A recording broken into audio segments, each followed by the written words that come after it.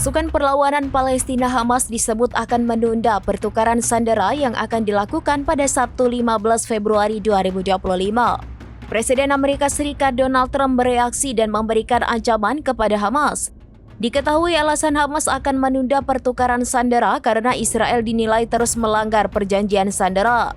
Hal ini disampaikan oleh juru bicara Brigade Al-Qassam Abu Ubaidah. Ia menyebut Israel menunda pemulangan para pengungsi ke jalur Gaza Utara. Selain itu, militer Zionis juga masih menyerang warga Gaza.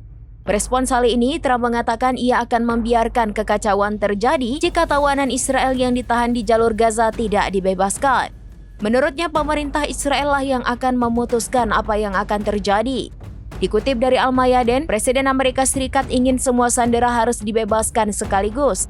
Ini bukan pertama kalinya Trump melontarkan ancaman. Sebelumnya ia pernah mengeluarkan peringatan serupa pada Desember lalu sebelum memangku jabatan.